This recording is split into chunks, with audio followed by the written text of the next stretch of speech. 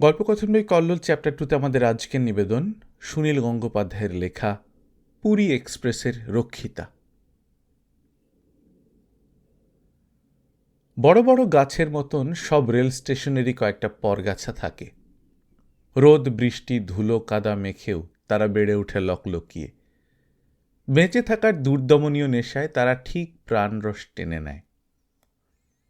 বানপুর স্টেশনের লাটু এইরকম এক পরগাছা। 11-12 বছর বয়স, স্বাস্থ্যটি বেশ টনক। অনেক পরগাছার ফুল আর পাতা মূল গাছের পত্রপুষ্পের চেয়েও বেশি উজ্জ্বল আর সুন্দর হয়। এই শ্রীহীন স্টেশনটির অধিবাসী লাট্টুরও এইরকম একটা সৌন্দর্য আছে, সেটা হলো তার হাসি। জীববিজ্ঞানীদের মতে হাসি হলো শৈশবের অস্ত্র। ওই হাসির অস্ত্র সম্বল করে এই শত্রু সংকুল পৃথিবীতে মানব শিশু একটু একটু করে এগোয়। তা লাট্টু অনেকটা এগিয়েছে। প্রথম যখন তাকে এই স্টেশনে দেখা যায় তখন তার বয়স 7-8 বছরের বেশি নয়। ন্যাড়া মাথা, ন্যাংটো, ঠিক একটা পেতনির বাচ্চার মতন দেখতে ছিল। এখন তার পরনে খাকি প্যান্ট ও গেঞ্জি। শীতকালে কি করে যেন সে একটা দুটো জামাও পেয়ে যায়। কম্বলের গরম স্বাদও তার অজানা নয়। এবং কি আশ্চর্য, মাঝে মাঝে সে গানও গায়। লাটুর আর কোনো নাম নেই, পদবি নেই, পূর্ব পরিচয় নেই। চায়ের দোকানের বনমালীর মনে আছে, প্রথম যেদিন লাটুকে দেখা যায় সেদিন সে বাবা বাবা বলে তীক্ষ্ণ চিৎকার করতে করতে সারা প্ল্যাটফর্ম ছোটাছুটি করছিল। তখন কিন্তু কোনো ট্রেন দাঁড়িয়েছিল না, ফাঁকা স্টেশন। ব্যাপারটা বেশ রহস্যময় লেগেছিল অনেকের কাছে। ট্রেন ছেড়ে গেল, ছেলে উঠতে পারল না, এমন হয়। কিন্তু ট্রেন নেই, তবু ছেলেটা বাবা বাবা বলে ডাকছে কাকে? আগের ট্রেন চলে গেছে অন্তত 2 ঘন্টা আগে। তবে কি ছেলেটা ঘুমিয়েছিল এতক্ষণ? আগে কেউ তাকে লক্ষ্য করেনি। যাই হোক, সেই ডাকের জন্য বোঝা গিয়েছিল যে তার একটি বাবা ছিল, হয়তো একজন মাও ছিল। লাটু যে কারুর হারানো ছেলে নয় তা তার ন্যাংটো কঙ্কালসার চেহারা দেখেই টের পাওয়া গিয়েছিল। রাস্তার ছেলেরা কখনো রাস্তা হারায় নাকি? পুলিশের লোকেরা এইসব ছেলেদের খোঁজ খবর করে তাদের বাবা মায়ের কাছে ফিরিয়ে দিয়ে আসে না। পুলিশ তো শুধু বড় লোকদের দারোয়ান। লাটুর খোঁজ করতেও কেউ কখনো আসেনি বানপুর স্টেশনে। স্বাভাবিক কারণে এই ছেলের নাম হওয়া উচিত ছিল ন্যাড়া বা নেড়ু, কিন্তু তার ওই লাটু নাম দিয়েছে বনমালী। এইটুকু তার কল্পনা শক্তির পরিচয়। লাটু লাট সাহেবের অপভ্রংশ। বানপুর ধরনের জায়গায় এটা বেশ আদরের নাম। প্রথম দিন তার কান্না থামাবার জন্য বনমালী বলেছিল, আয় রে লাটু আয়, চুপ কর, একখানা বিস্কুট খা। ন্যাড়া মাথা ছিল বলে লাটুর বিষয়ে বনমালী একটা তত্ত্বও তৈরি করেছে। এই ছেলেটাকে ওর বাপ মা কালীর কাছে উৎসর্গ করে গেছে। বানপুরে জাগ্রত রক্ষাকালীর বড় মন্দির আছে বটে। ট্রেন এলে লাটু ভিক্ষে করে। প্রকৃতি তাকে একটি বিশেষ কৌশল শিখিয়ে দিয়েছে। সে অন্য ভিখিরিদের মতো ঘ্যান ঘ্যান করে কাঁদুনি গায় না, তার মুখখানাই হাসি হাসি। যাত্রীদের সঙ্গে সে কৌতুকের সুরে কথা বলে, ও বাবু, দাও না 10টা নয়া, এক্ষুনি তো একটা সিগারেট খেলে 10 নয়া খরচ হয়ে যাবে, দাও না। ও মা, 20টা নয়া দেবে? জিলিপি খাবো, বড্ড ইচ্ছে করছে। তা শুনে যাত্রীরা বলে, এ ছেলেটা তো বেশ মজার। মজা পেলেও সবাই পয়সা দেয় না, যেমন গান শুনলেও দেয় না, কেউ কেউ দেয়। তাতে 1.5 টাকা 2 টাকার বেশি হয় না। বড় ট্রেন একটাই আসে, তাও রাত 10টার পর। সেটা ভিক্ষে দেবার সময় নয়। আর সারাদিনে 2টো লোকাল ট্রেন থাকে। লোকাল ট্রেনের যাত্রীরা কঞ্জুসও হয়। ভিখিরিদের সব কায়দা কানুনও তাদের জানা হয়ে যায়। বানপুর স্টেশনে সেরকম জৌলুস নেই। একটা মাত্র চায়ের স্টল, তাই নিয়ে টিম টিম করে টিকে আছে বনমালী। মাঝে মাঝে আরও কয়েকজন ভাগ্যান্বেষী সিঙ্গাড়া মিষ্টি বা ফল টলের ঝুড়ি নিয়ে ঘোরাঘুরি করেছে। বিশেষ সুবিধা হয়নি, তারা সরে পড়েছে অন্য স্টেশনে। ডাউনে খড়গপুর, আপে ভদ্রক। এই দুটো বড় স্টেশনই যাত্রীদের সব আকাঙ্ক্ষা পুড়িয়ে দেয়। মাঝখানের বানপুরের তাই সর্বক্ষণই একটা ঝিমোনো ভাব। এর মধ্যে লাটুই যা দৌড়াদৌড়ি করে, চেঁচিয়ে মেচিয়ে খানিকটা প্রাণের স্পন্দন দেখায়। ভিক্ষের ব্যাপারে লাটুর 2-3 জন প্রতিযোগী আছে, কানা বুড়ো আর তার বউ আর নুলোহরি। তবে এরা কেউই লাটুর মতন স্থায়ী নয়। ট্রেনের সময় আসে, অন্য সময় কালী মন্দিরে চলে যায়, সেখানেই তাদের আস্তানা। এদের মধ্যে কানা বুড়ো আর তার বউ নিরীহ নির্ঝঞ্ঝাট মানুষ। একখানা মাত্র গানই তারা জানে, কেমনে পার হব ভবের তরি, দীনবন্ধু দাও কানা করি। সেটাই একঘেয়ে সুরে দুজনে মিলে গেয়ে যায়। নুলোহরিটা একটু তেঁদড়, সে প্রায়ই লাট্টুর পেছনে লাগে। বয়সেও সে কিছু বড়। নুলোহরির মুখে একটা হিংস্র ভাব আছে। যখন সে কারুর দিকে এক দৃষ্টিতে তাকায়, তখন তার চোখের মণি দুটিতে যেন দেখতে পাওয়া যায় এক ভবিষ্যৎ খুনিকে। নুলোহরি যখন লাটুকে তাড়া করতে করতে প্রায় ধরে ফেলে, সেই সময় লাটু এসে লুকোয় বনমালীর পেছনে। সেখান থেকে সে অঙ্গভঙ্গি করে বলে, শালা তোর আরেকখানা হাত আমি কেটে দেব, শালা খানকির বাচ্চা। নুলোহরি ক্রূর চোখে তাকিয়ে থাকে, ঠোঁটটা বেঁকে যায়। সে বিড়বিড় করে বলে, শালা কুত্তা, রাস্তার কুত্তা, তোর যদি আমি ঘাড় না ভাঙি তো শালা আমি বেজম্মা। লাটু আর নুলোহরির মধ্যে একটা শ্রেণী বৈষম্য আছে, কারণ সবাই জানে নুলো বেজন্মা নয়। তার একটি মা আছে এবং আইনসঙ্গত বাবাও ছিল। অনেকের চোখের সামনেই সে মরেছে। তার তুলনায় লাটু একটা রাস্তার কুকুর। ওদের এই ঝগড়ার সময় বনমালী একটাও কথা বলে না, মিটিমিটি হাসে। খানকি কাকে বলে তা কি 11-12 বছরের ছেলে লাটুর জানবার কথা? যোগ বিয়োগও শিখেছে। 2 টাকা 20 আনা নয়া থেকে 8 আনা বাদ গেলে কত থাকে তা সে ঝাড়াকসে বলে দিতে পারে। দূর থেকে আওয়াজ শুনেই সে জেনে যায় এটা প্যাসেঞ্জার না মালগাড়ি। স্টেশন মাস্টারের ঘরের সামনে দাঁড়িয়ে সে মন দিয়ে টরেটক্কা শোনে। এক একদিন সেই টরেটক্কা শুনেই সে বুঝতে পারে। দৌড়ে এসে বনমালীকে বলে, এখন চায়ের জল চাপিও না, আজ ভদ্রক লোকাল লেট আছে। এক একটা ট্রেন পাশ হয়ে গেলে বনমালী হাঁক দেয়, লাটু, লাটু, এই লাট সাহেবের বাচ্চা, এদিকে আয়। লাটু সাড়া দেয় না, সহজে তার পাত্তা পাওয়া যায় না। বনমালীর দোকান গেটের কাছেই। সে সেদিকে চোখ রাখে যাতে লাটু বেরিয়ে যেতে না পারে। কয়েকবার ডাকাডাকির পর লাটু গুটি গুটি এসে হাজির হয়। কোথায় ছিলি? ডাকছি কানে যায় না? পাগলির কাছে বসেছিল। কেন, সেখানে কিসের আটা? আমায় ডেকেছিল, এইরমভাবে হাতছানি দিয়ে ডেকেছিল। লাথি খাবি? চুল করছে? ভিজে হাতটা গামছায় মুছে লাটুর দিকে বাড়িয়ে দিয়ে বলে, দে। লাটু হাফ প্যান্টের পকেট থেকে 5 পয়সা 10 পয়সা মিলিয়ে 40টা পয়সা বার করে বনমালীর হাতে দেয়। তারপর মিটিমিটি হাসে। মোটে এই কটা? বার কর।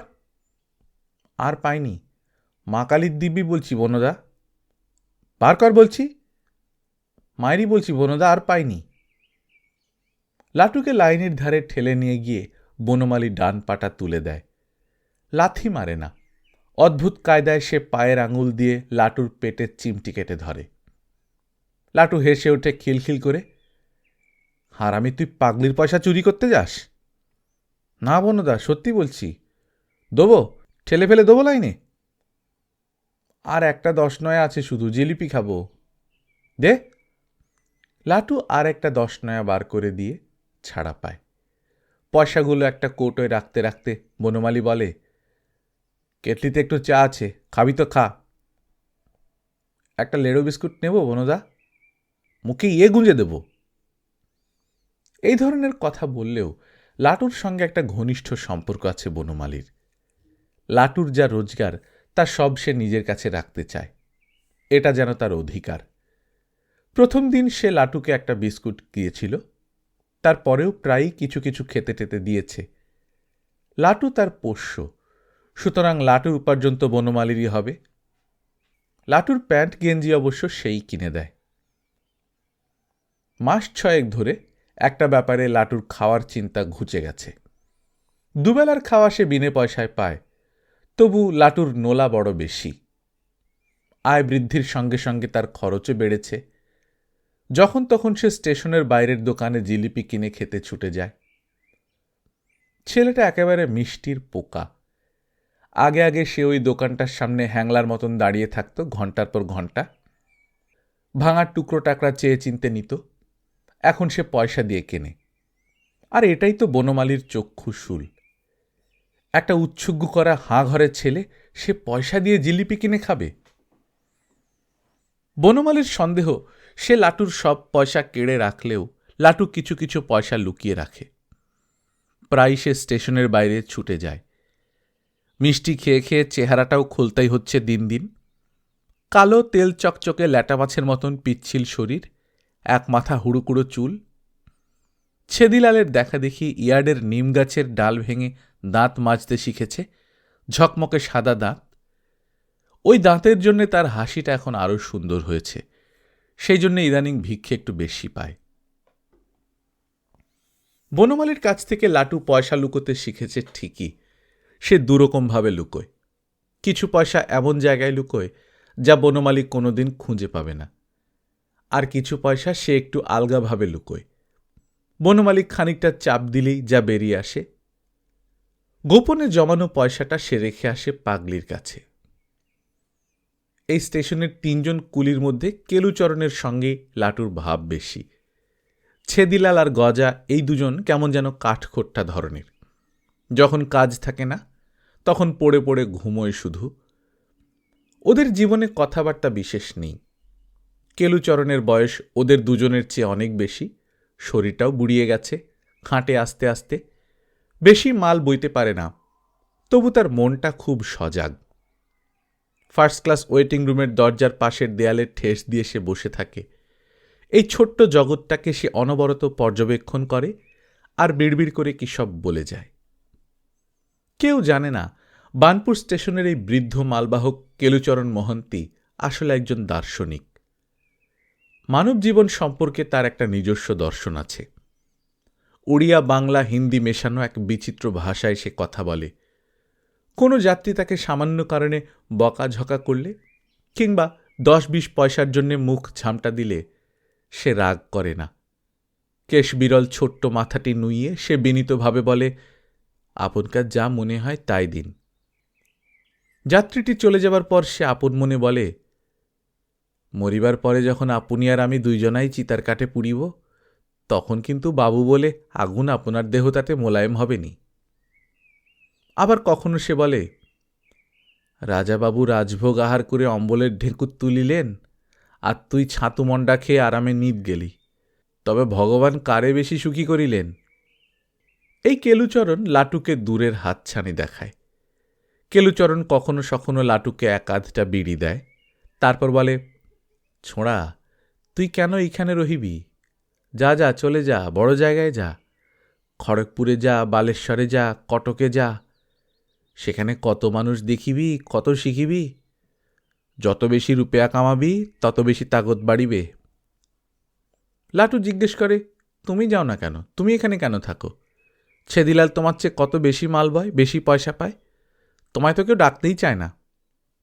কেলুচরণ হেসে বলে, আমি কত ঘাট ঘুরিছি, পুরী, মাদ্রাজ, আহমেদাবাদ, লখনৌ, মোর নিয়তি এইখানে আনিয়া ফেলিছে এখনে, এইখানে মোর অন্নবান্ধা আছে।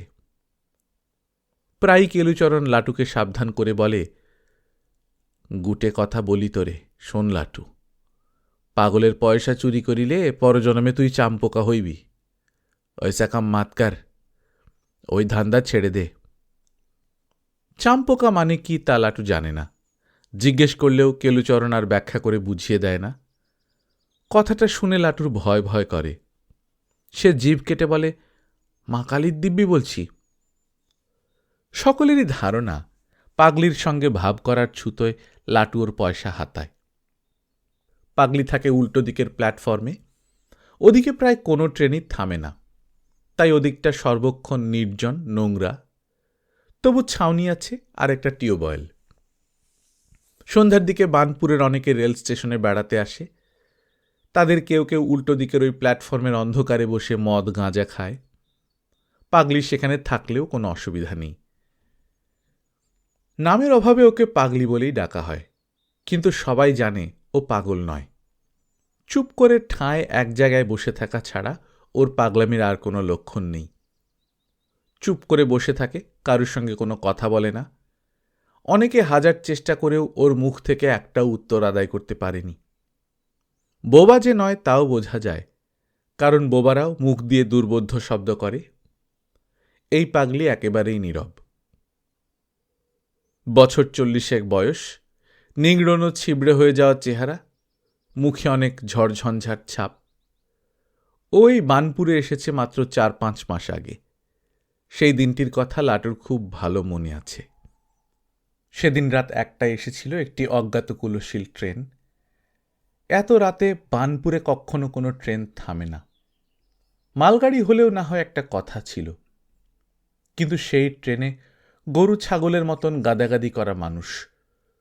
কোনো চেনা ট্রেন লেট করে এসেছে তাও হয়। লাটুর বড় অবাক লেগেছিল।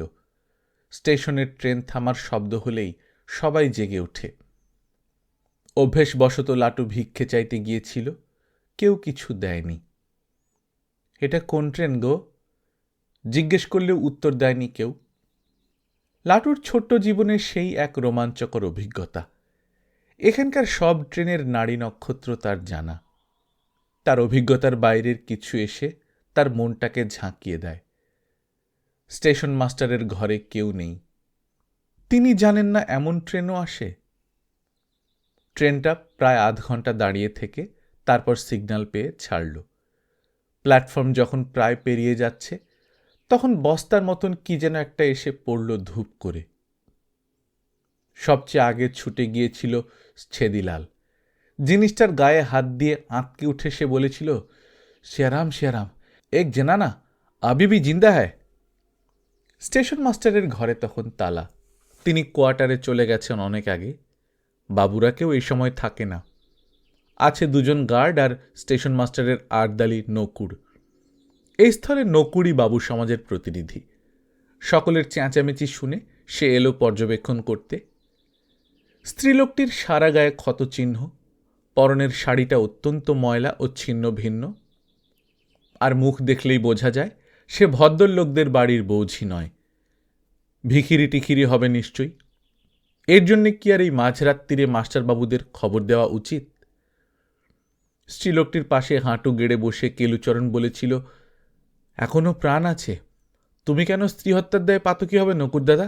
বাবুদের ডাকো। ওরে লাটু, পানি আনি দে, চোখে মুখে ছিটা। এএসএম অসুস্থ, তাই বড়বাবুকেই ডেকে তুলতে হলো। বড়বাবু মাত্র মাস 2 আগে বদলি হয়ে এসেছেন, ছোকরা বয়সী। প্রথম দিনেই তিনি স্টেশন সাফাই না রাখার দায়ে 2 ঝাড়ুদারকে খুব ধাতানি দিয়েছিলেন। নিয়ম শৃঙ্খলা রক্ষা করার দিকে তার খুব ঝোঁক। এমনকি বনমালীর দোকান থেকে চা আনালে তিনি পয়সাও দিয়ে দেন ঠিকঠাক। বড়বাবুর নাম পরমেশ।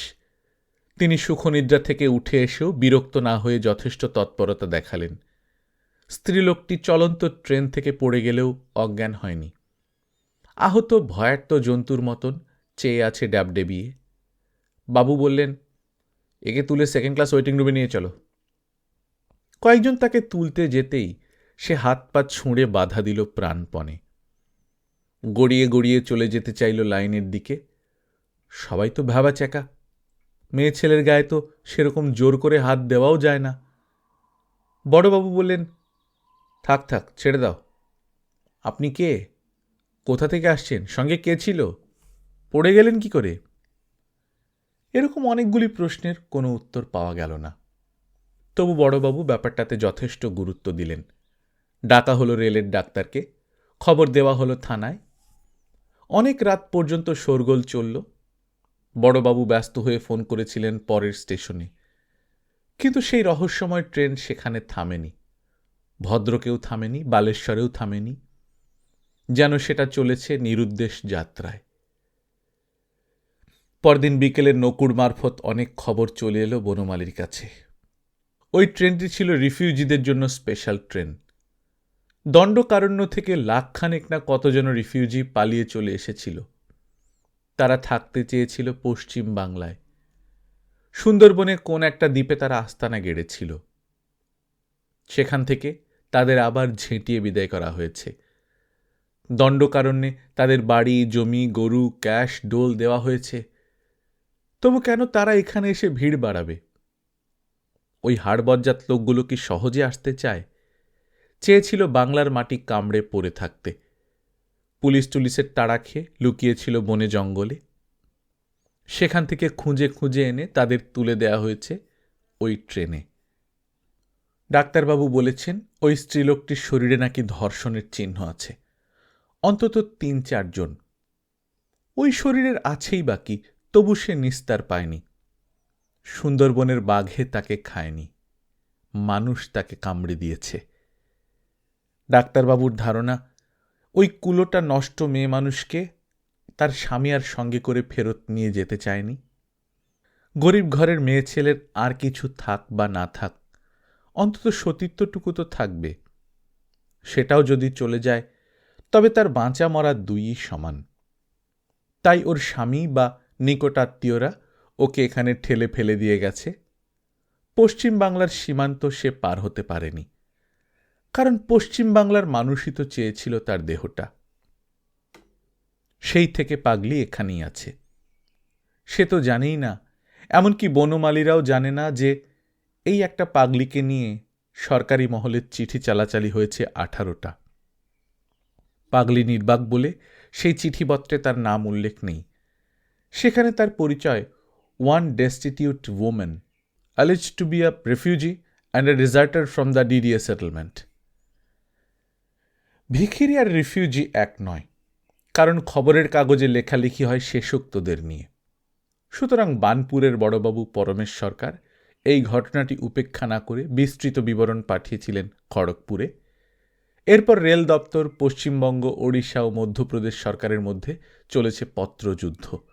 কে এর দায়িত্ব নেবে? দণ্ডকারণ্য ডেভেলপমেন্ট অথরিটি জানিয়েছে যে স্পেশাল ট্রেনে প্রত্যাবর্তিত উদ্বাস্তুদের মধ্যে কেউই এখন পর্যন্ত তার স্ত্রী হারানো বিষয়ে লিখিত অভিযোগ দেয়নি। কিছু বাচ্চা ছেলে নিখোঁজ হবার কথা শোনা গেছে বটে। দণ্ডকারণ্যের বিভিন্ন ক্যাম্প থেকে ঠিক কত লোক চলে গিয়েছিল এবং কতজন ফিরে এসেছে তার হিসেব নিকেশ করতে যথেষ্ট সময় লাগবে। বানপুর স্টেশনের উক্ত মহিলার যদি ভ্যালিড রিফিউজি কার্ড থাকে, তবেই ডিডিএ কর্তৃপক্ষ তাকে ফেরত নিতে পারে। নচেত কোনো নতুন লোক নিতে গেলে কেন্দ্রীয় সরকারের নির্দেশ লাগবে। এমত অবস্থায় স্থিতাবস্থায় শ্রেয়। যদি পরনের শাড়িটা একটু দামি হতো, গায়ের রংটা ফর্সা হতো, মুখে চোখে একটা ভদ্রলোক শ্রেণীর চাকচিক্য থাকত, তাহলে মানবতার খাতিরে তাকে নিশ্চয়ই কোনো হাসপাতালে নিয়ে চিকিৎসার ব্যবস্থা হতো। সব হাসপাতালেই আজকাল স্থানাভাব। নিছক ভিখিরি বা রেফিউজিদের সেখানে রাখার সুযোগ কোথায়?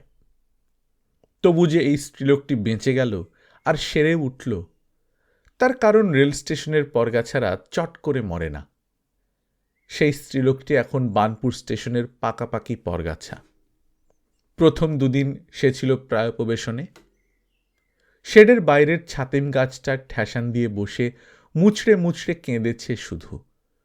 রোদে পুড়েছে, রাত্রিরের হিমে ভিজেছে। স্টেশন মাস্টারের কন্টিনজেন্সি ফান্ড থেকে কিছু খাবার কিনে রেখে দেওয়া হয়েছিল তার সামনে। সে তার ছুঁয়েও দেখেনি। তার রক্তাক্ত শরীরে ভন ভন করেছে মাছি, তবু সে বাঁচল। এক হিসেবে এই পাগলিকে সৌভাগ্যবতী বলতে হবে, কারণ সে আসার ঠিক 1 মাস আগে টাইম টেবিল বদলের সুবাদে পুরী এক্সপ্রেস রাত 10:15টায় বানপুর স্টেশনে থামে। সেই ট্রেন থেকে নামে ক্যাটারারের লোকজন। খড়গপুরে ডিনার দেওয়া হয় যাত্রীদের, মাঝখানে আর কোনো স্টেশন নেই। বানপুরে ক্যাটারারের লোকজনেরা এঁটো বাসন নিয়ে নেমে যায়। এখানেই তারা থাকে রাত্রিরে। ভোরবেলা সেই সব বাসনপত্র মেজে তারা ফার্স্ট ট্রেন ধরে ফিরে যায় খড়গপুরে। সব যাত্রী তো হ্যাংলা রাক্ষস নয়। কারু কারু থালিতে পড়ে থাকে 2-1খানা চাপাটি, কিছু ঝোল মাখা ভাত, পেঁয়াজের টুকরো বা আচার। যেদিন ঢ্যাঁড়সের তরকারি থাকে সেদিন তা অনেকেই খায় না, কেউ কেউ খায় না বেগুন। ক্যাটারারের লোকেরা প্রথম কয়েকদিন এঁটো পাতের অক্ষত চাপাটিগুলো স্টেশনের বাইরে রামশঙ্করের হোটেলে বেচে দেবার একটা বন্দোবস্ত হয়েছিল। অবিলম্বে সে খবর পৌঁছল বড়বাবু পরমেশ সরকারের কাছে। তিনি চোটে লাল হলেন। নতুন পোস্টিংয়ের পর তিনি নিজেও কিছুদিন ওই রামশঙ্করের হোটেলে খেয়েছেন। সেখানে এইরকম কারবার। ক্যাটারারের লোকেদের ডেকে তিনি প্রচণ্ড চোটপাট করে হুমকি দিলেন যে হেডকোয়ার্টারে লিখে তিনি ওদের কন্ট্রাক্ট বাতিল করে দেবেন। সুতরাং এখন সেই সব এঁটো খাবার দেওয়া হয় টিউবওয়েলের পেছনের আস্তা কুঁড়ে। এতে সবচেয়ে বেশি লাভ হয়েছে লাটুর। কুলিরা উচ্চ শ্রেণীর মানুষ, তাদের আত্মসম্মান জ্ঞান আছে, তারা ঝুটো খাবার খাবে না। লাটুর প্রতিযোগী শুধু 3টে কুকুর, আর কোনো দিন নুলো হরিও এসে জোটে সেখানে। চাপাটিগুলি লাটু রেখে দেয় পরদিন দুপুরের জন্যে। ঝোল মাখা ভাত সে রাত্রিরেই খেয়ে নেয়। তার মুখের হাসি এবং মজার কথাবার্তার জন্যে ক্যাটারারের লোকেরা তাদের নিজেদের খাবারের থেকে 2-1 টুকরো মাংস কিংবা আধখানা ডিমও দেয় কখনো সখনো। লাটুর এখন মহা আনন্দ। সে এখন স্বাধীন, তার আর খাওয়ার চিন্তা নেই। ভিক্ষের পয়সায় সে যত খুশি জিলিপি খেতে পারে। একদিন লাটুর পেছনে একটি প্রেতিনীর মতন ছায়ামূর্তি দাঁড়াতে দেখে ক্যাটারারদের একজন ভয় পেয়ে বলে উঠল, ওরে বাবা, একে? তখন বানপুরের মালবাহক দার্শনিক কেলুচরণ মহান্তি কাছেই টিউবওয়েলে মুখ ধুচ্ছিল। সে বলে উঠল, দেখো দেখো জীবাত্মার কেমন লীলা। বদ্ধ পাগলেরা ক্ষুধা তৃষ্ণা লোপ না পায়। কার কোথায় অন্ন বান্ধা থাকে কে জানে। কেলুচরণের এই ধরনের শক্ত কথার অর্থ কেউ বোঝে না। ক্যাটারারের লোকেরা সাধারণত ধূর্ত এবং বিষয় ধরনের মানুষ হলেও স্ত্রীজাতি সম্পর্কে একটি ভারতীয় দুর্বলতা তাদেরও আছে। হ্যাট হ্যাট বলে কুকুরগুলোকে তাড়িয়ে তারা ফেলে দেওয়া কয়েকখানা ডাল ঝোল মাখানো রুটি তুলে নিয়ে পাগলির দিকে বাড়িয়ে বলে, এই নাও গো। পাগলি কিন্তু হাত পেতে নেয় না, চুপ করে দাঁড়িয়ে থাকে। তারপর রুটিগুলো তার পায়ের কাছে ফেলে দেয় ওরা। পাগলি তখন নিচু হয়ে তা কুড়িয়ে নেয়, তারপর আস্তে আস্তে মিলিয়ে যায় ছাউনির বাহিরের অন্ধকারে। তারপর থেকে এরকমই চলছে। দিনের বেলা পাগলিকে স্থান ত্যাগ করতে দেখা যায় কদাচিৎ। 3-4 দিন অন্তর একবার সে টিউবওয়েলের জলে স্নান করে। তাছাড়া অন্য সব সময় সে বসে থাকে একটা নিস্তব্ধতার আবরণ নিয়ে। বস্তুত সে বসেই থাকে, দিনের বেলা কখনো তাকে শুয়ে থাকতে দেখা যায় না। বসে বসে সে স্থির দৃষ্টিতে চেয়ে থাকে একদিকে। তার এই একাগ্রতার মধ্যে একটা ছমছমানির ভাব আছে। সেই জন্যই পাগলিকে কেউ ঘাঁটাতে আসে না। পাগলি কোনোদিন কারোর কাছে ভিক্ষে চায়নি, তবু তার সামনে 5-10 পয়সা পড়ে। কেউ কেউ সংস্কার বশত দিয়ে যায়। ভিখারিদের দান করলে পুণ্য কেনা যায়, এমন সংস্কার এখনো আছে। বানপুরের জাগ্রত কালী মন্দিরে পুজো দিতে অনেক পুণ্যলোভীরা এই স্টেশনে নামে। পাগলি সেসব পয়সার দিকে কোনোদিন ভ্রুক্ষেপও করেনি। পয়সাগুলো এমনি পড়ে থাকত। স্টেশনের বাইরে থেকে একটা মোর্চে পড়া ডালডার টিন কুড়িয়ে এনে লাটু রেখে দিয়েছে পাগলির পাশে। এক একটা ট্রেন চলে যাবার পর সে এসে উবু হয়ে বসে পাগলির সামনে।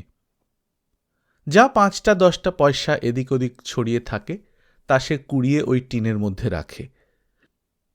তার মধ্যে নিজের ভিক্ষালব্ধ কিছু পয়সাও মিশিয়ে দেয়। প্রকৃতির কাছ থেকে পাওয়া জ্ঞানে সে বুঝতে পারে এর কাছে তার পয়সা জমা রাখা নিরাপদ।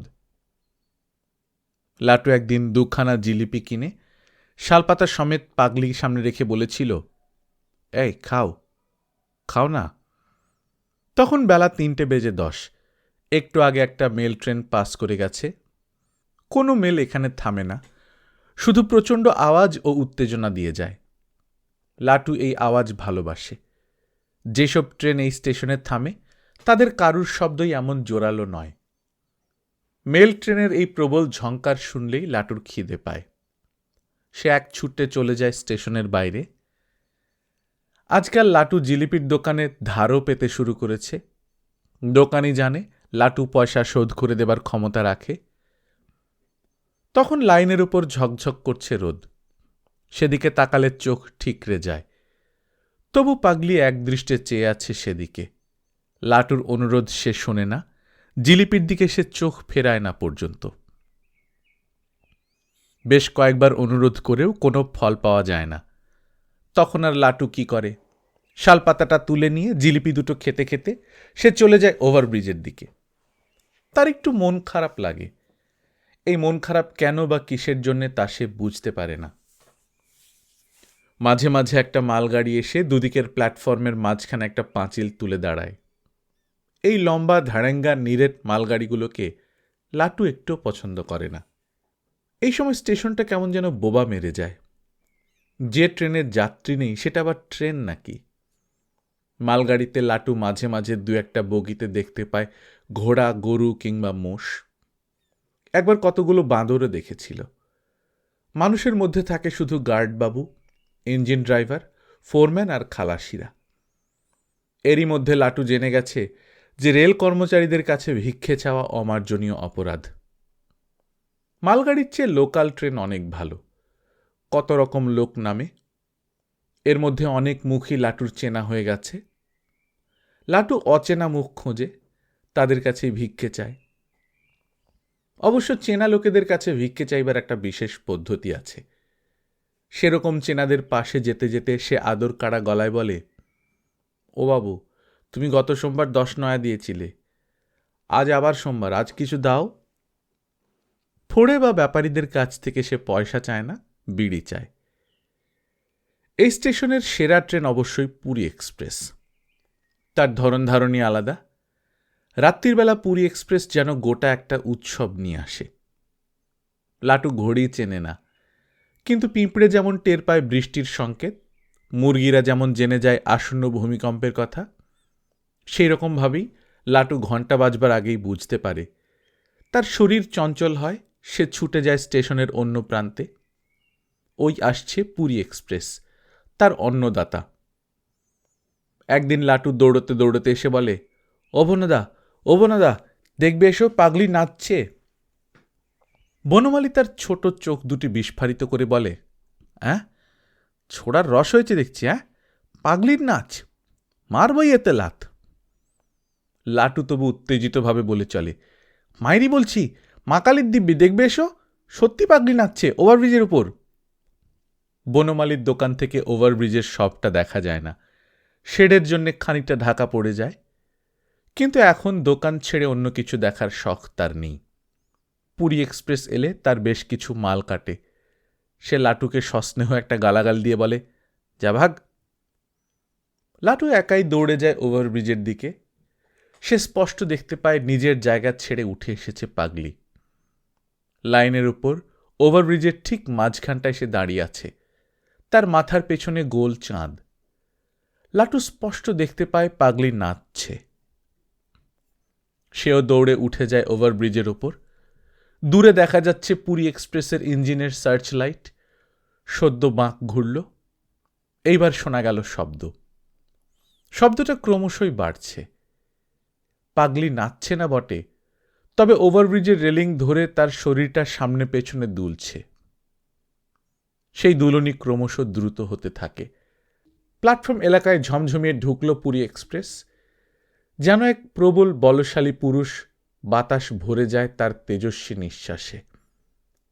সেই সময় পাগলি এমন করে যেন সে ওপর থেকে ঝাঁপিয়ে পড়বে। প্রত্যেক দিন তো ওভারব্রিজের ওপর চাঁদ থাকে না, এক একদিন থাকে শুধু মিশমিশে অন্ধকার। প্রায়ই সন্ধ্যের পর গোটা বানপুর স্টেশনের আলোগুলো নিভে যায়। পুরী এক্সপ্রেসের সার্চ লাইট বেশি দূর থেকে দেখা যায় না। কাছেই এদিকে লাইনের বাঁক আছে। অন্ধকারের মধ্যে প্রথম উষার আলোর মতন সেই সার্চ লাইট ফুটে উঠলেই লাটু ওভারব্রিজের ওপর দিয়ে তাকায়। ঠিক পাগলি সেখানে দাঁড়িয়ে আছে, অস্পষ্টভাবে দেখা যায় তাকে, কোনো অলৌকিক প্রাণীর মতন। পিঁপড়ে কিংবা মুরগির মতন এই পাগলিও তাহলে টের পায়। ক্যাটেরারের লোকেদের মধ্যে একজনের নাম নিরাপদ। সে খবরের কাগজ পড়ে, 2-4টে ইংরেজি কথা জানে, বেশ বুঝদার লোক। পাগলির দিকে সে একটু বেশি মনোযোগ দেয়। লাটু কিংবা নুলোহরিকে দেবার আগে সে একগোছা বাছাই করা রুটি রাখে পাগলির পায়ের কাছে। একদিন একটা প্লাস্টিকের গেলাসে করে খানিকটা ডালও দিয়েছিল। জিভ দিয়ে চুক চুক শব্দ করে নিরাপদ তার সঙ্গীদের বলেছিল, রিফিউজি। কতদিন আগে দেশ স্বাধীন হলো, তবু এখনও রিফিউজি। আমার বাড়ি হাসনাবাদে। আমি জানি ওরা ইছামতি নদীর সাঁতরে মরিচঝাপি দ্বীপে উঠেছিল। সেখানে ঘর বেঁধেছিল, নৌকো বানিয়েছিল কত। মেয়ে মানুষরাও খাটত পিটত, সে এক দেখার মতন ব্যাপার। তারপর মোরারজি দেশাই বলল ওদের তাড়িয়ে দিতে। কে সাহেব রাজকুমার বললে ওরা থাকলে জঙ্গলের বাঘের নাকি ক্ষতি হবে। তাই একদিন পুলিশ গিয়ে ওদের ঘরের খুঁটি উপড়ে দিলে ঝেঁটিয়ে বিদায় করে। কতগুলো গিয়ে ছেদিয়েছিল বনে বাদারে। কটা জলে ডুবে মলো, কে তার হিসেব রাখে। নিরাপদের এক সঙ্গী জিজ্ঞেস করল, ওরা দণ্ডক ছেড়ে মরতে এসেছিল বা কেন এধারে? নিরাপদ একটুক্ষণ চুপ করে থেকে বিড়ি টানে, তারপর আস্তে আস্তে বলে, ওরে, মেয়ে মানুষ কখনো সাধ করে ঘর ছাড়ে? মাটির ঘর চেঁচার বেড়া হলেও তারই মধ্যে মেয়ে মানুষের সংসার। তা ছেড়ে কেউ রাস্তায় নামতে চায় না। ওরা 3 বার ঘর ছেড়েছে। একবার ওদের বাংলাদেশের নিজেদের বাড়ি ঘর, দ্বিতীয়বার দণ্ডকারণ্যের ক্যাম্পের ঘর, আর সেদিনকেই সোঁদরবনের ঘর। 3 বার ঘর যার ভাঙে তার কপাল আর কখনো জোড়া লাগে না। বড়বাবুর আটদালি নকুড়ের মামাবাড়ি বসিরহাট, সুতরাং সে নিরাপদের সঙ্গে খানিকটা আত্মীয়তা বোধ করে। সে বলল, রিফিউজিরা চলে আসার পর তোমাদের ওদিকে নৌকো নাকি খুব সস্তা হয়ে গেছে? নিরাপদে অন্য মানুষকে বলল, সস্তা, খুব সস্তা। মানুষের জীবনে যখন সস্তা তখন আর। ওরা প্রায় 100 নৌকো বানিয়েছিল, বড় বড় নৌকো, 20 মণি 50 মণি, সব জলের দরে বিকিয়েছে। যে যা পারে ছিনিমিনি করে নিয়েছে ওদের জিনিসপত্তর। আমাদের ওদিকে এখন ঝি চাকরও খুব সস্তা। যেসব ছোটোছাটা ছেলে মেয়ে এদিক ওদিক ছিটকে গিয়েছিল, ট্রেনে উঠতে পারেনি, সেগুলো এখন ওর বাড়িতে খাই খোরাকি কাজ করে। তারপর দূরের অন্ধকারের দিকে তাকিয়ে নিরাপদ বলল, আমার বাবাই তো রিফিউজিদের একখানা নৌকো হাতিয়ে নিয়েছে। আমার বাপ অতি ঘুঘু লোক। একদিন নিরাপদ একটা পুরনো শাড়ি এনেছিল সঙ্গে করে। লালটুকে ডেকে বলেছিল, আই ছোঁড়া, এটাই পাগলিকে দিয়ে দিস। অমনি ঝুলি ঝুলি ছেঁড়া কাপড় পরে থাকে, দেখলে লজ্জা লাগে। আমাদের ঘরেও তো মা বোন আছে। লাটু বলেছিল, তুমি নিজেই দাও না। নিরাপদ দীর্ঘশ্বাস ফেলে বলেছিল, আমরা পাজি মতলববাজ মানুষ, আমাদের হাত দিয়ে এসব দিতে নেই। আমি দিতে গেলেও বোধহয় আমায় কামড়ে দেবে। তুই ছেলে মানুষ, তুই দিলে দোষ হয় না। আশ্চর্য, তার পরদিন থেকে নিরাপদ আর এখানে আসেনি। সে নাকি অন্য ট্রেনে বদলি হয়ে গেছে। পাগলি তো লাটুর কথা শুনবে না, তাই লাটু সেই শাড়িটা ওর কাছে রেখে আসে। একদিন যায়, 2 দিন যায়, তবু সেটা পড়ে থাকে যেমন তেমন। পাগলি সেটা ছুঁয়েও দেখে না।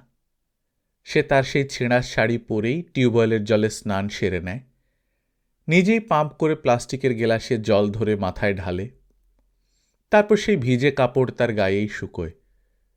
হাতের কাছে একটা আস্ত শাড়ি থাকতেও পাগলি যে কেন সেটা নেয় না, সেটা লাটুর মাথায় ঢোকে না। কয়েকদিন পরে শাড়িটা অদৃশ্য হয়ে যায়। অন্য কেউ নিয়েছে নিশ্চয়ই। লাটুর খুব সন্দেহ হয় এটা নুলোহরির কাজ, কারণ নুলোহরির মা আছে। লাটুর তো মা নেই, সে শাড়ি নিয়ে কি করবে? লাটু বনমালীর কাছে এই ঘটনা জানিয়েও কোনো পাত্তা পায়নি। ক্যাটেরারের লোকজনদের কাছেও লাটু নালিশ জানালো, কিন্তু এখন আর নিরাপদ নেই। অন্য কেউ পাগলিকে নিয়ে মাথা ঘামাতে চায় না। লাটুর ধারণা, শাড়িখানা যেই চুরি করুক, পরের জন্মে সে নিশ্চয়ই চাম্পক হবে। কদিন ধরে বৃষ্টি হচ্ছে খুব। একবার একটু থামতে না থামতেই ঝেঁকে বৃষ্টি আসে। শেডের 2-1 জায়গায় ফুটো আছে। তাছাড়া প্রবল বৃষ্টির ছাঁট এসে পড়ে। প্ল্যাটফর্ম একেবারে জল কাদায় থিকথিকে। এরই মধ্যে ট্রেন আসছে যাচ্ছে। আর কদিন পরেই দুর্গাপুজো, তাই যেন যাত্রীদের আনাগোনা বেড়েছে।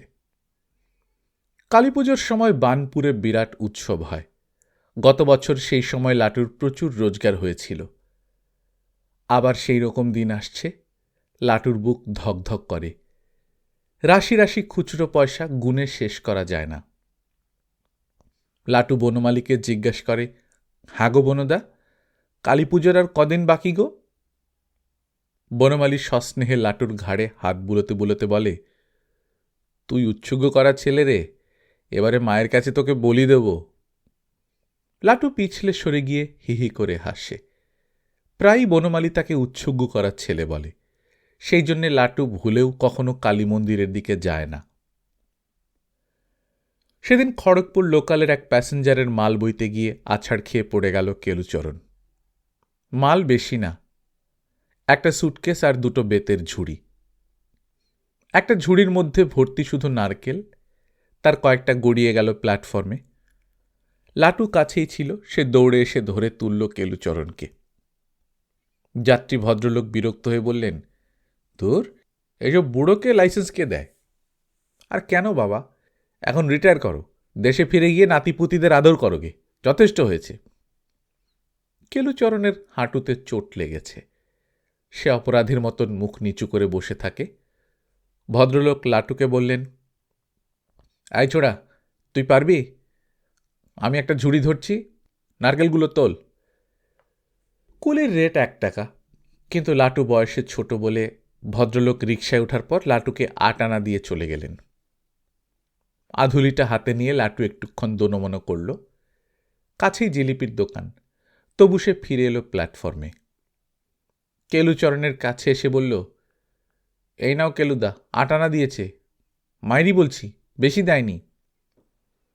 কেলুচরণ এমনভাবে লাটুর দিকে তাকিয়ে থাকে যেন সে তার হন্তারককে দেখতে পাচ্ছে। দিন দিন শশীকলার মতন বৃদ্ধি পাচ্ছে লাটু। যতই কেলুচরণের জোর কমে আসবে, শরীরটা ভিজে ন্যাতার মতন নরম হয়ে যাবে, ততই লাটুর তাগত বাড়বে।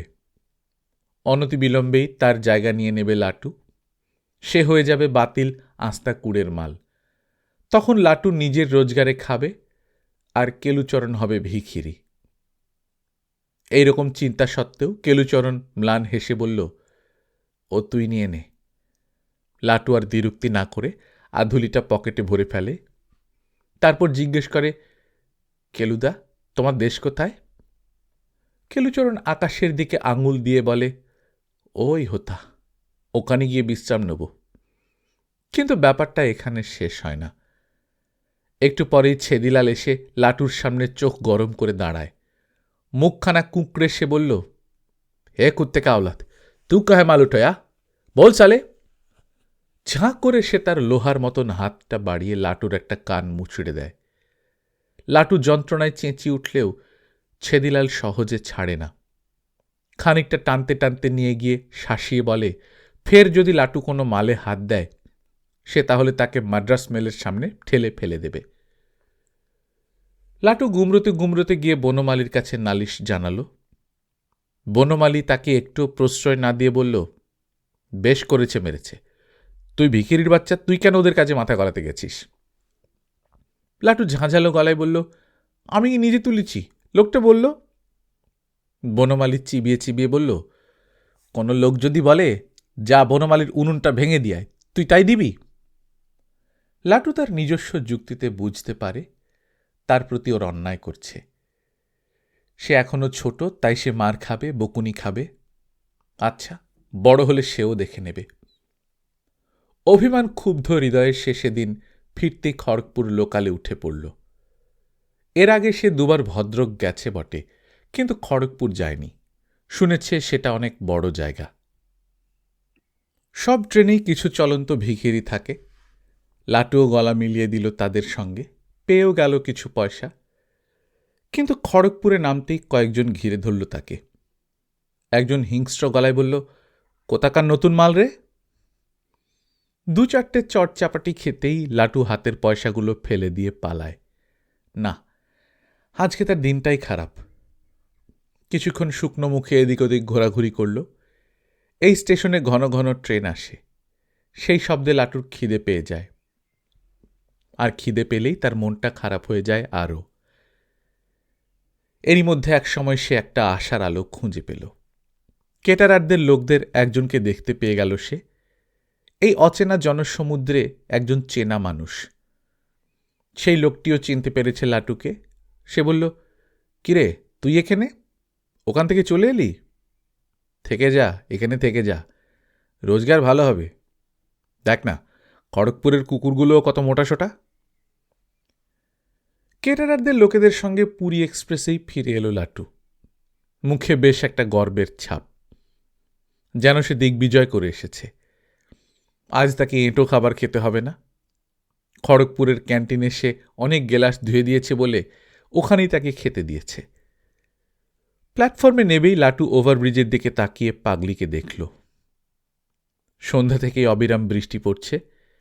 সেই বৃষ্টির মধ্যেও দাঁড়িয়ে আছে পাগলি। লাটু তাকে হাতছানি দিয়ে ডাকল, আজ যেন তার দাতার ভূমিকা। সেই বৃষ্টি 3 দিনেও ছাড়ল না, বরং বাড়তেই লাগল। পুজোর আগে এত বৃষ্টি কেউ বাপের জন্মে দেখেনি। যেন গোটা আকাশটাই গলে গলে পড়ছে। পরদিন রাত্রিরে পুরী এক্সপ্রেস হল না যথাসময়ে। এই ট্রেন কদাচিৎ লেট করে, হলেও বড়জোর আধ ঘন্টা কি 40 মিনিট।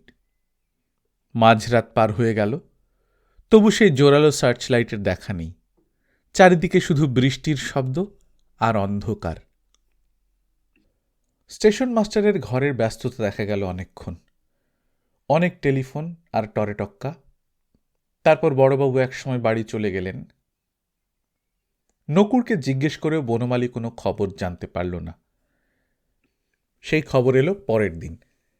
একটা লোকাল ট্রেন বানপুর পর্যন্ত এসে আবার ফিরে চলে গেল। সেই সঙ্গে ছড়িয়ে দিয়ে গেল অনেক কাহিনী। দারুণ বর্ষায় চতুর্দিকে ঘর বাড়ি সব ডুবে গেছে। ভেসে গেছে রেল লাইন, রাস্তা, পুকুর, নদী সব একাকার। ট্রেনের জানলা দিয়ে নাকি দেখা গেছে যে জলে ভেসে যাচ্ছে মরা গরু, ছাগল, গাছের মাথায় উঠে বসে আছে মানুষ। তার পরদিন আর কোনো ট্রেনই এলো না। এমনকি এই বৃষ্টিতে পাখিরাও ওড়াউড়ি করে না। স্টেশন মাস্টারের ঘর থেকে নকুর খবর দিয়ে গেল যে কোথায় যেন অনেকখানি রেললাইন জলের তোড়ে বেঁকে তুবড়ে গেছে। এখন কতদিন ট্রেন চলবে না তার ঠিক নেই। সারাদিন শুনশান করতে লাগলো স্টেশনটা। কুলিদের মধ্যে ছেদিলালার জগা কোথায় যেন চলে গেছে। কেলুচরণের কোনো যাবার জায়গা নেই, সে এখানেই পড়ে রইল। স্টেশন মাস্টারের ঘর খোলা, কিন্তু বাবুরা প্রায়ই থাকেন না। বনমালীও তার দোকান বন্ধ রেখে দেশে চলে যাবে কিনা ভাবছে। তার দেশ এখান থেকে মাইল 30 ভেতরের দিকে। সে রাস্তায় বাস চলছে কিনা সন্দেহ। অবশ্য বানপুরে বন্যার প্রকোপ বিশেষ বোঝা যায় না। এত বৃষ্টিতেও সেরকম জল জমেনি কোথাও। দুপাশের খালের জল ছাপিয়ে গেছে বটে, কিন্তু রেললাইন বেশ উঁচুতে। দূরে দেখা যায় রেললাইন ধরে মানুষজন হাঁটছে। যাত্রী নেই বলে স্টেশনের বাইরের হোটেলটা বন্ধ। মিষ্টির দোকানেও ঝাঁপ ফেলা। আধ মাইল দূরে বাজার, সেটা খোলা আছে। ট্রেনের শব্দ না শুনলে লাটুর একদম ভালো লাগে না। প্রথম রাত্রিরে পুরী এক্সপ্রেস না আসায় তাকে সারা রাত না খেয়ে থাকতে হয়েছিল। ওহ, সে কি বিভীষিকা! কিছুতেই ঘুম আসে না। প্রতি মুহূর্তে মনে হয় এই বুঝি ট্রেন এসে পড়ল সমস্ত দুনিয়া কাঁপিয়ে। পরদিন লাটু ভয়ে কাঁপতে থাকে। আর যদি কোনোদিন কোনো ট্রেন না আসে তাহলে সে খাবে কি? রেললাইন ধরে সোজা হেঁটে হেঁটে খড়গপুর চলে যাবে। ওখানে তো ওই লোকগুলো আছে। বনমালীকে বলল, বনদা, আমার জমানো টাকাগুলো দেবে? বনমালীর চোখ দুটো কপালে উঠে গেল। রেগে চিৎকার করে বলল, জমানো টাকা? নিমখারাম কোথাকার! কতদিন তোকে খাইয়েছি, পরিয়েছি, জামা গেঞ্জি কিনে দিয়েছি, আমার নিজের কম্বলখানা পর্যন্ত দিয়েছি। আজ তুই আমার কাছে টাকা চাইছিস? রাস্তার কুকুর বলে একেই। আজ তোর ডানা গজিয়েছে না? মেরে তোর খাল খিচে দেবো, হারামির বাচ্চা। লাটু চুপ করে গালমন্দ শোনার পর কাঁচুমাচু মুখে বলে, বাহ, পয়সা না পেলে আমি খাবো কি? আস্তাকুঁড়ের পোকা, আস্তাকুঁড় থেকে খুঁটে খেয়ে যা। সেখানেও কিছু নেই বনদা। না হলে মর্গে যা, যেখানে খুশি যা, দূর হয়ে যা। এর কোনোটাই অবশ্য বনমালীর মনের কথা নয়। একটু পরেই লাটুকে নিয়ে এসে বাজারে যায়। চাল, ডাল, আলু কিনে আনে বেশ খানিকটা। তারপর প্ল্যাটফর্মেই চায়ের উনুনে ডেকচি চাপিয়ে ফুটিয়ে নেয় খিচুড়ি। তারপর দুজনে মুখোমুখি খেতে বসে। একটু দূরে কেলুচরণও ছাতু গুলে খাচ্ছে। বৃষ্টি ধরে এসেছে অনেকটা, আকাশ পরিষ্কার হয়ে আসছে। বেশ কয়েকদিন বাদে দুটো কাক শেডের তলা থেকে বেরিয়ে কাকা করে কয়েকবার ডেকে মুক্ত হাওয়া থেকে ফিরে এলো। খেতে খেতে লাটু আর বনমালী একসময় থমকে গিয়ে পরস্পরের মুখের দিকে তাকায়। চোখে চোখে কথা হয়, তারপর দুজনেই মুখ ফিরিয়ে তাকায় উল্টো দিকের প্ল্যাটফর্মের কোণের দিকে। পাগলি সেখানে স্থির হয়ে বসে আছে। রাত্রির বেলা পাগলি ঠিক ওভারব্রিজের মাঝখানে এসে দাঁড়িয়েছিল দূরের দিকে চেয়ে। তার দৈত আসেনি। সে কতক্ষণ সেখানে দাঁড়িয়েছিল কে জানে। সকালবেলা থেকে তাকে লাটু ঠিক আগের মতনই একরকমভাবে বসে থাকতে দেখেছে। একটা শালপাতায় 2 হাতা খিচুড়ি তুলে বনমালী বলল, যা ওকে দিয়ায়। হাত মুখ ধুয়ে শালপাতাটা 2 হাতে ধরে লাটু ওভারব্রিজ পেরিয়ে এলো পাগলির কাছে। সেটা পাগলির পাশে রেখে বলল, কে নাও, তোমার খিদে পায়নি? পাগলি আগের মতনই শুধু রেল লাইনের দিকে তাকিয়ে থাকে, মুখটাও ফেরায় না। 2-3 বার অনুরোধ করার পর লাটু উঠে পড়ল। তার সামনে বোধহয় খেতে চায় না, একটু পরেই ঠিক খাবে। খানিক পরে লাটু আবার সেখানে ফিরে এসে রাগে দুঃখে প্রায় কাঁপতে থাকে। এত স্বাদের খিচুড়ি, কতগুলো ধেড়ে ইঁদুর লুটোপুটি খাচ্ছে সেই শালপাতাটার উপরে। সেটাকে তার অনেকখানি দূরে টেনে নিয়ে গেছে। মাটিতেও খিচুড়ি ছড়িয়ে আছে। বৃষ্টিতে সব গর্ত ডুবে যাওয়ায় মেঠো ইঁদুরগুলো প্ল্যাটফর্মের উপরেই ঘুরে বেড়ায় এখন। লাটু লাফিয়ে লাইনের উপর নেমে কতকগুলো খোয়া তুলে নিয়ে প্রাণপণে ছুঁড়ে মারতে লাগলো ইঁদুরগুলোর দিকে। পাগলির দিকে সে তাকায় অবজ্ঞার দৃষ্টিতে। না খাবি তো না খাবি, যা শুকিয়ে মর। পরপর 4টে দিন কেটে যায় ঠিক এইভাবে। তারপর ঝকঝকে রোদ ওঠে। এতদিনে দেখা যায় শরতের নীল আকাশ। বড়বাবু পরমেশ সরকার দুপুরবেলা নিজে তদারকি করে প্ল্যাটফর্মের ময়লা কাদা সাফ করার ঝাড়ুদারদের দিয়ে। লাটুর আশা হয় আজ আসবে, আজ আবার স্টেশন কাঁপিয়ে ঢুকবে পুরী এক্সপ্রেস। বনমালী বড়বাবুর কাছে গিয়ে জিজ্ঞেস করে, স্যার আজ কি ট্রেন চলবে? বড়বাবু অন্যমনস্কভাবে উত্তর দেন, না আজ তো নয়ই, কবে লাইন মেরামত হবে ঠিক নেই, ওদিকে এখনো জল নামেনি। তারপর বড়বাবু উল্টো দিকের প্ল্যাটফর্মের দিকে তাকিয়ে থাকেন। শীর্ণা তপস্বিনীর মতন ঠিক একই জায়গায় বসে আছে পাগলি। তার খুব কাছে আস্তানা গেড়েছে 3টে কুকুর। কুকুরগুলোও পাগলিকে দেখছে এক দৃষ্টে। ওরা কি ভাবছে কে জানে। বড়বাবু হাঁক দিয়ে বললেন, নকুর, ওই কুকুরগুলোকে তাড়িয়ে দিয়ে এসে তো, ইয়ার চোখে দেখা যায় না। ওই পাগলিটা কি ওখানেই বসে বসে না খেয়ে মরবে? এ কদিন খেয়েছে কিছু? নকুর বলল, ওর সামনে কেউ যায় না বড়বাবু, কেমন যেন ডাইনির মতন তাকায়, দেখলেই ভয় লাগে। কৃতিত্ব দেখাবার এই সুযোগটা লাটু ছাড়ে না। সে বলল, আমি যাই ওর কাছে, আমি ভয় পাই না। বনমালী বলল, কিছু দিলেও খায় না।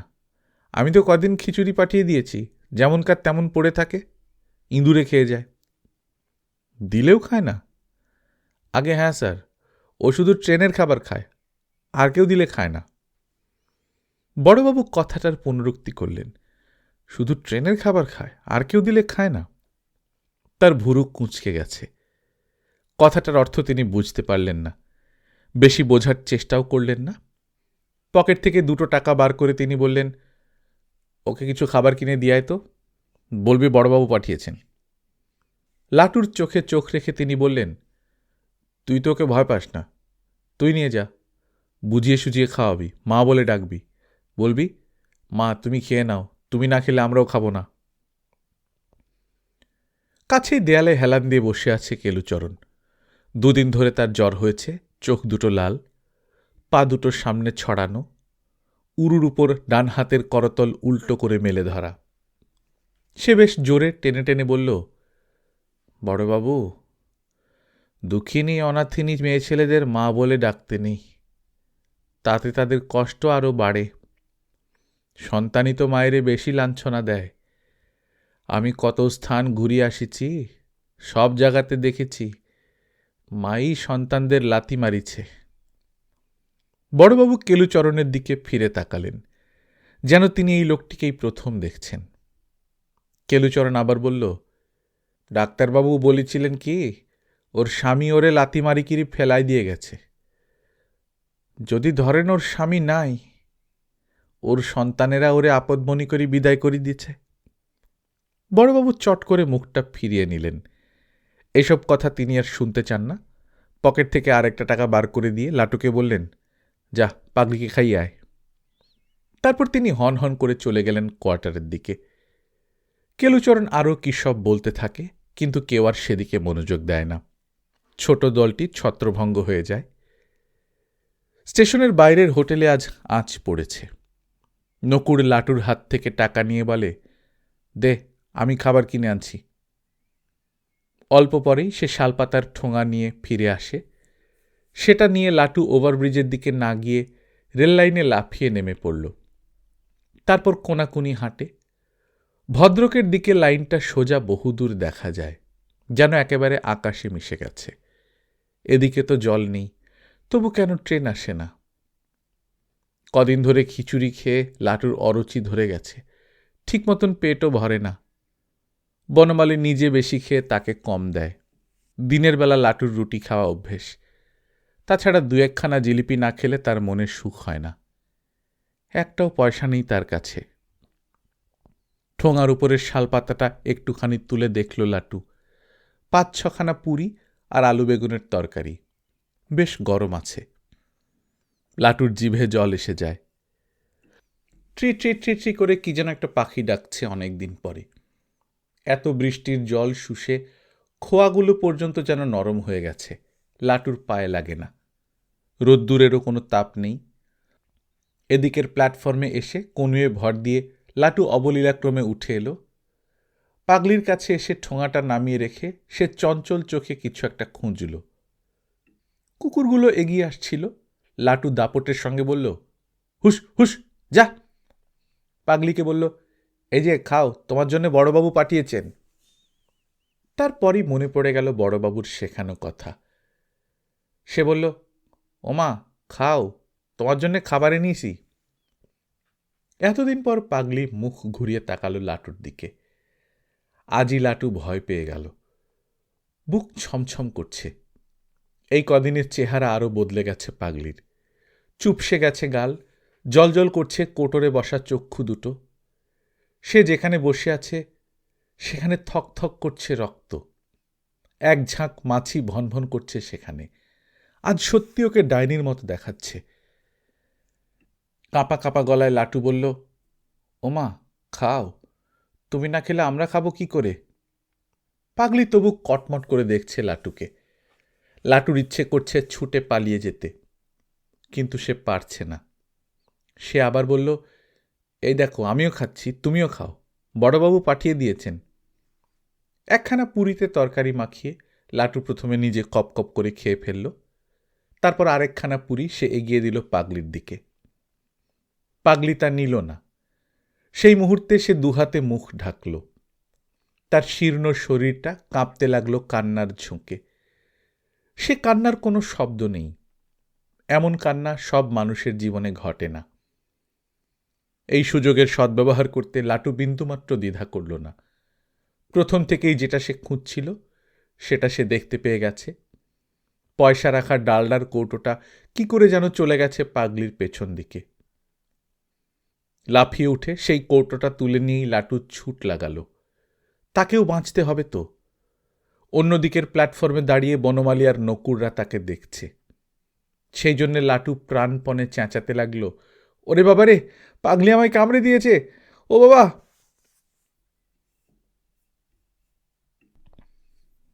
গল্পকথন বাই কল্লোল চ্যাপ্টার 2তে শুনছিলেন সুনীল গঙ্গোপাধ্যায়ের লেখা পুরী এক্সপ্রেসের রক্ষিতা। আমরা নিয়মিত গল্প পাঠ করে শোনাচ্ছি। আপনারা যারা প্রথমবারের মতো শুনছেন কাইন্ডলি সাবস্ক্রাইব করে নেবেন। গল্প পাঠ ভালো লাগলে বন্ধুদের সঙ্গে শেয়ার করবেন। নিজে ভালো থাকবেন, আশপাশের লোকজনকে ভালো রাখবেন। টাটা।